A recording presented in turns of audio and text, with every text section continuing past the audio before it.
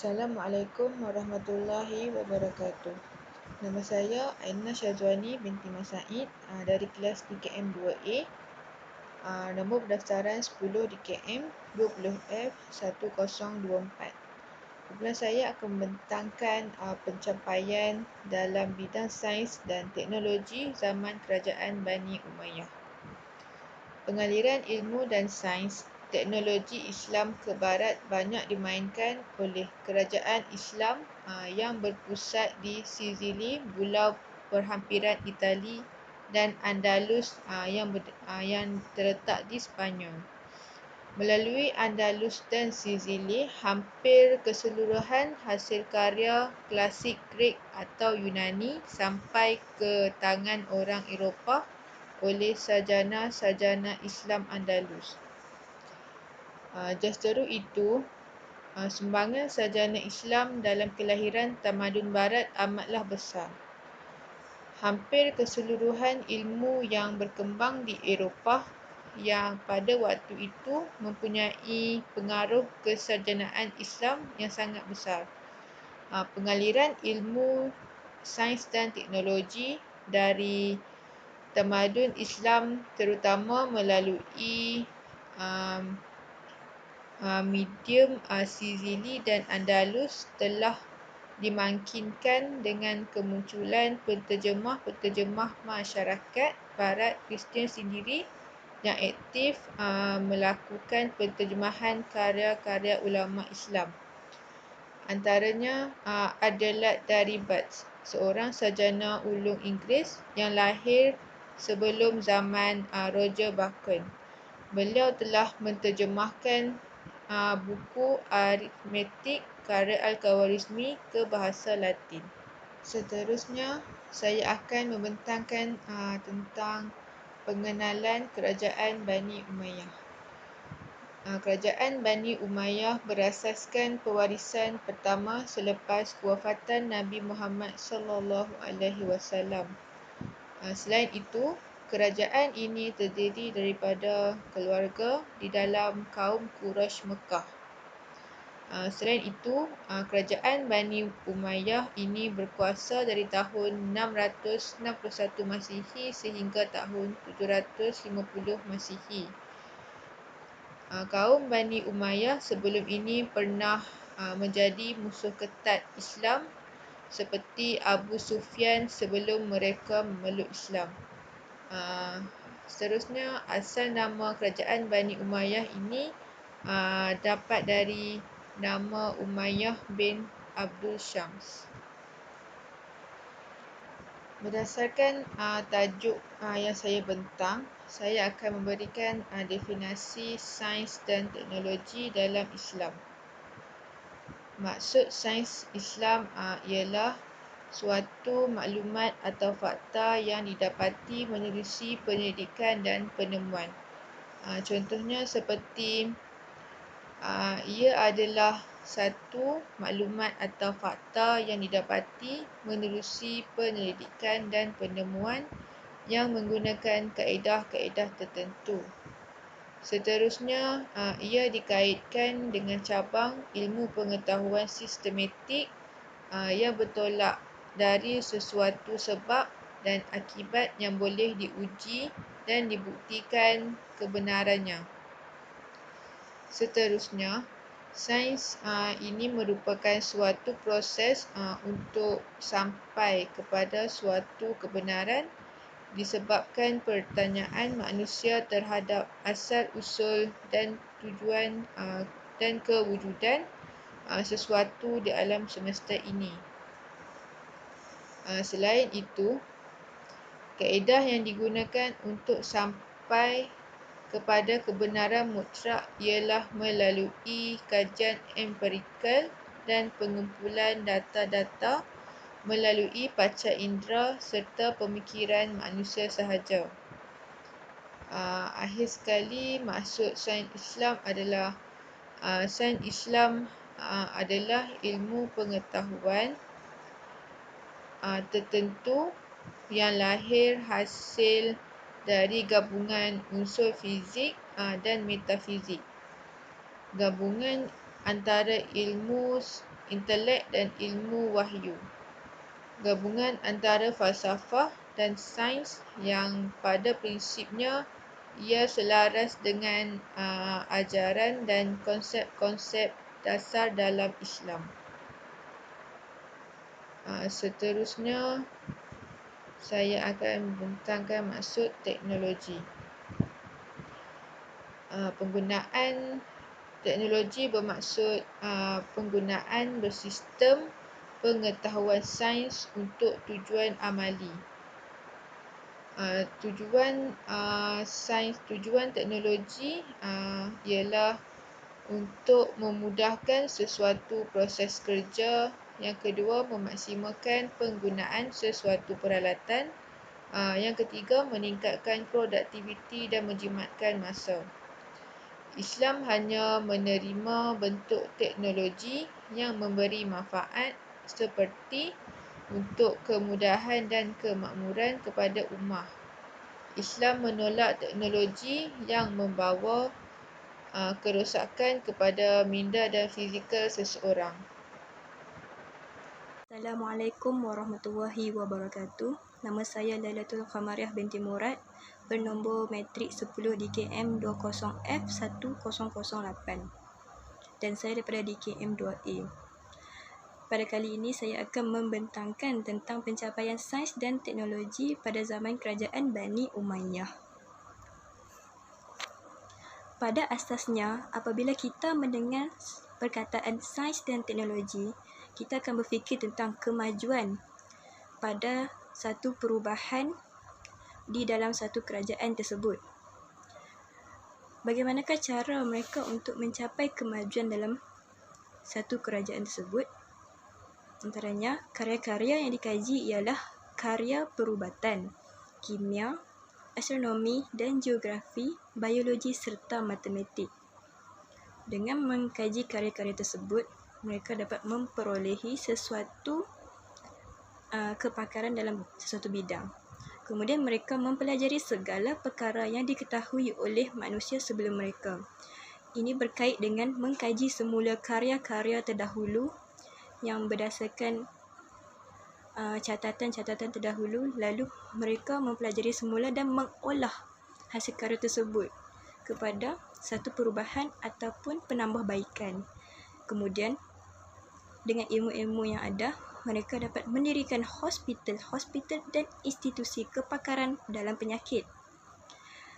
Antara hospital yang dapat mereka tubuhkan ialah hospital untuk tentera, hospital bergerak dan institusi kepakaran dalam penyakit yang pertama ditubuhkan ialah Pusat Kusta yang ditubuhkan oleh Khalifah Khalid Al-Walid bin Abdul Malik. Bertempat di Damsyik pada tahun 707 Masihi. Kemudian mereka mula mengkaji sains biologi dan dicatatkan pada zaman tersebut. Dengan adanya ilmu dan kepakaran sains dan biologi, mereka mula berminat dalam pembiakan kuda dan unta. Pada apa yang kita tahu, kuda digunakan sebagai kenderaan, manakala unta juga digunakan sebagai kenderaan juga. Namun terdapat juga fungsi lain unta, iaitu membawa barangan, dan kuda dijadikan sebagai kenderaan semasa mereka berperang. Jadi mereka memerlukan bilangan kuda dan unta yang lebih. Kemudian mereka juga mula membuat kajian dalam bidang zoologi dan biologi pembiakan baka. Hal ini untuk mendapatkan baka yang sihat dan yang terbaik. Seterusnya, pencapaian sains dan teknologi dari aspek kejuruteraan. Umayyah ini terkenal dengan golongan yang suka akan bentuk rekaan bangunan yang cantik. Oleh itu, mereka mempunyai seorang arkitek iaitu Ziyad bin Abihi yang bertanggungjawab untuk memperkenalkan seni bina baru dalam dunia Islam. Pada zaman pemerintahan Khalifah Al-Walid, iaitu pembina agung kerajaan Bani Umayyah, bermulalah pembinaan unsur-unsur bangunan lengkap seperti mihrab, mimbar, menara selain tiang dan dinding serta atap. Khalifah Al-Walid ni, dia menerapkan unsur-unsur Islam dalam setiap bangunan-bangunannya. Kemudian dia juga membina pejabat-pejabat kerajaan dan beberapa bangunan. Dengan pembinaan pejabat kerajaan dan beberapa bangunan ini, mereka dapat mengindahkan dan mencantikkan lagi kota Damsyik. Kemudian, beliau juga telah memelihara Masjid Nabawi di Madinah, Masjidil Haram di Mekah dan Masjid Al-Aqsa di Baitul Maqdis.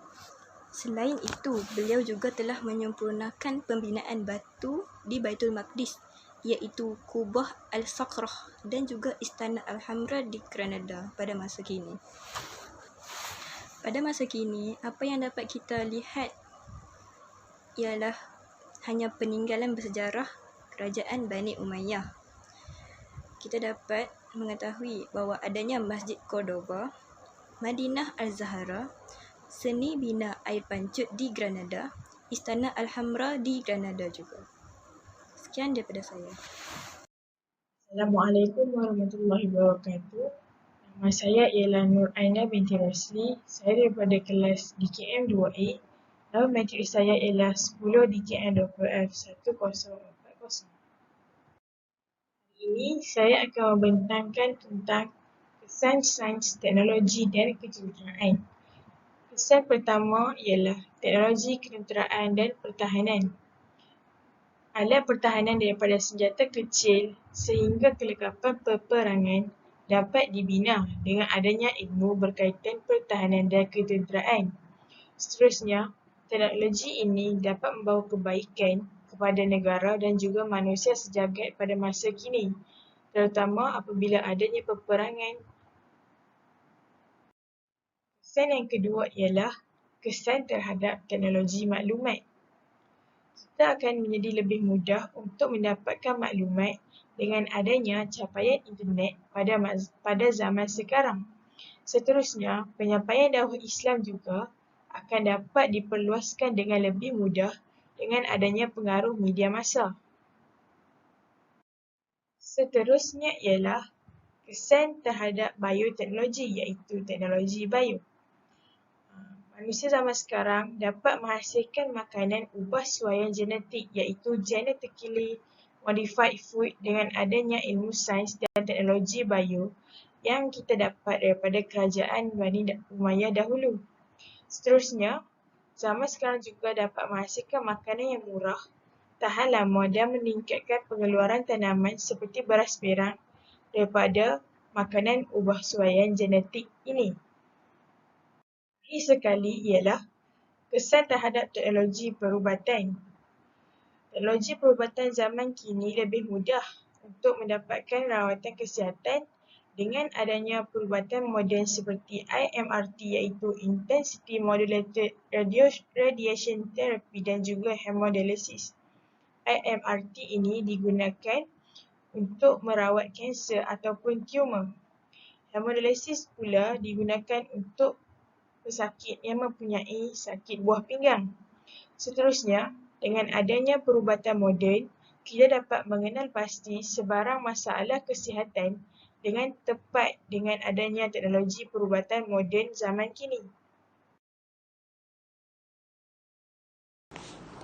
Assalamualaikum, nama saya Nur Husna Umairah binti Taufik. Nombor pendaftaran saya ialah 10 DKM 20F1041. Saya akan bentangkan tokoh-tokoh Islam dalam bidang sains, teknologi dan kejuruteraan. Bidang yang pertama ialah astronomi. Tokoh yang pertama dalam bidang astronomi ialah Al-Khawarizmi, ialah tokoh matematik dan astronomi.